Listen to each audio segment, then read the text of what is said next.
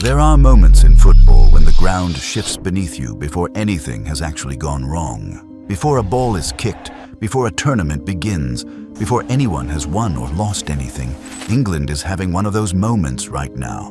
And the man at the center of it, a manager who has never coached an international tournament in his life.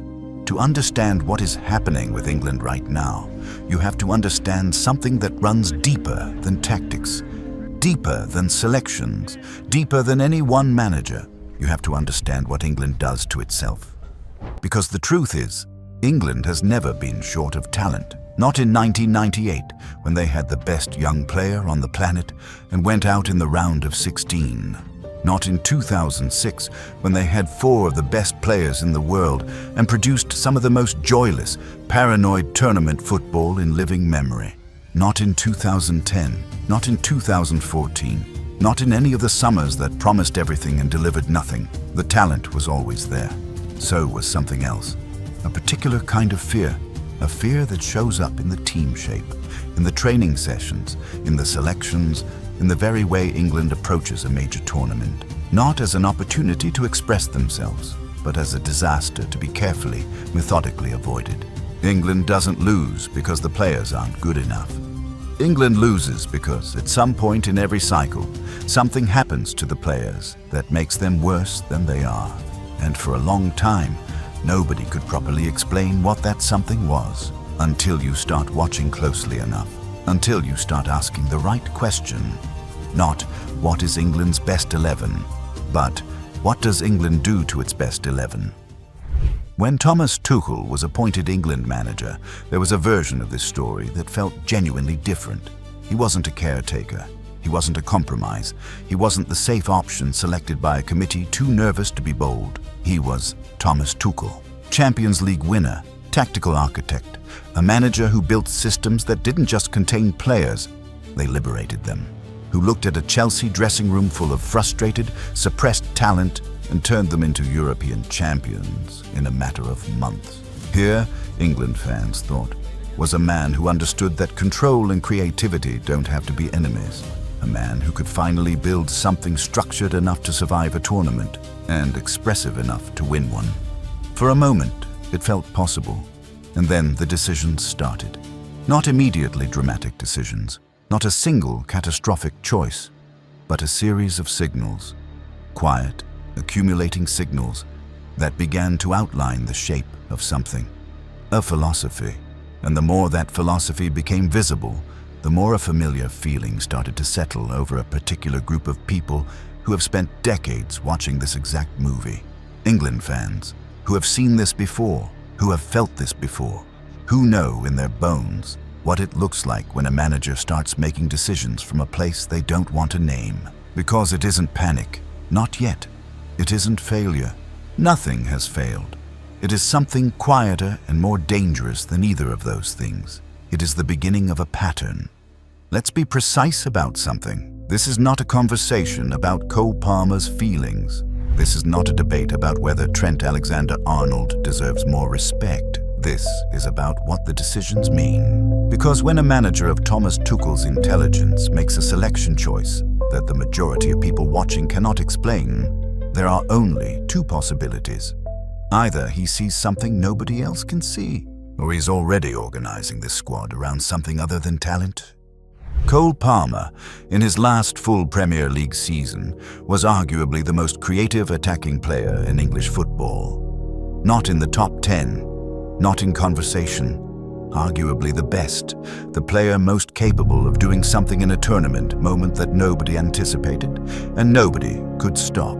And yet, the discussion around his place in this squad, the uncertainty, the qualification, that he needs to prove himself at international level language that somehow applies to a player of that caliber, tells you something. It tells you what Tuchel is building toward and what he's building away from. Because Palmer is not a defensive liability.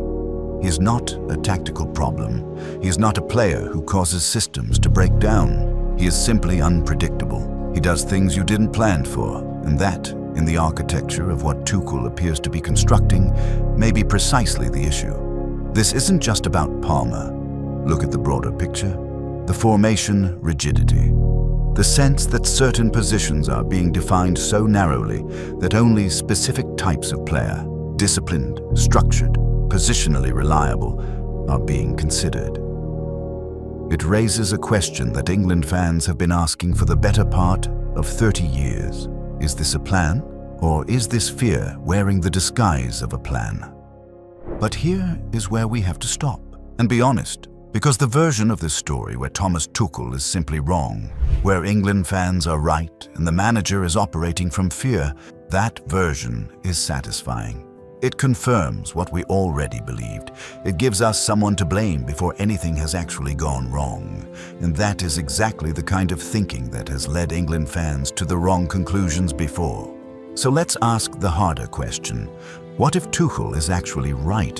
What if he has looked at every talented, unpredictable, brilliant player available to him and made a calculated decision that unpredictability is the one thing a team cannot afford in a knockout tournament? Because history, cold and inconvenient as it is, does not entirely disagree with him. The teams that win World Cups are almost never the most talented teams in the tournament. They are almost always the most organized, the most resilient. The teams that don't lose their shape under pressure. The teams where every player, on the worst night of the tournament, in the most uncomfortable game, still knows exactly where they are supposed to be. Germany 2014 weren't beautiful. France 2018 weren't beautiful. Argentina 2022 were many things, but free-flowing attacking football was not consistently among them. They were structured. They were ruthless. They were built for the specific, brutal conditions of a World Cup. And Tuchel, of all managers, has proven that he understands those conditions.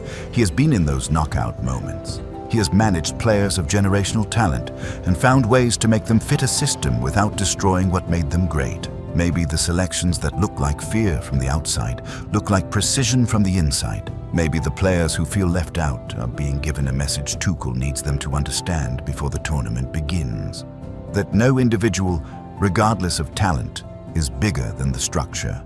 Maybe what looks like England suppressing its own creativity is actually England finally, for the first time in decades, building something robust enough to survive. Maybe. The problem is, that word has broken England supporters' hearts before. And this is where the pattern becomes impossible to ignore. Because every single version of this argument has been made before. In 2006, Sven-Göran Eriksson had a squad of extraordinary talent and a tactical structure that, in theory, should have worked. It didn't work because under tournament pressure, structure without belief becomes paralysis. In 2010, Fabio Capello, one of the most decorated managers in football history, arrived with a rigid, disciplined system and a clear philosophy. By the time the World Cup came, the players weren't free. They were trapped inside a system designed to protect them from failure, which had become indistinguishable from a system designed to prevent them from succeeding.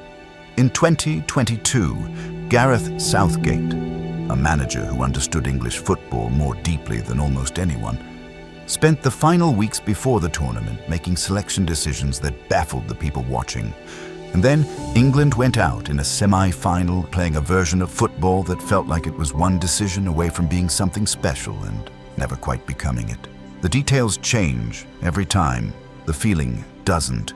And here is the thought that sits at the very center of this video. The thought that has been building since the opening frame. What if the problem was never the manager? What if England, the institution, the culture, the expectation, the media, the noise, the weight of 60 years, what if England does something to every manager that arrives here? What if it narrows them? What if Thomas Tuchel, a man who liberated Chelsea, who built beautiful, aggressive, structured football at Paris Saint-Germain and Borussia Dortmund, is already, without fully realizing it, being reshaped by the same gravitational force that reshaped everyone before him? Not because he's weak, but because England is that heavy. The talent is there again. It is always there. That's never been the question. Here is the cruelest part of all of this. We don't know yet. The tournament hasn't started. The selections aren't finalized. Tuchel hasn't yet stood on a touchline in a must-win international game with everything England has spent 30 years wanting placed directly in front of him. And yet, something is already being decided.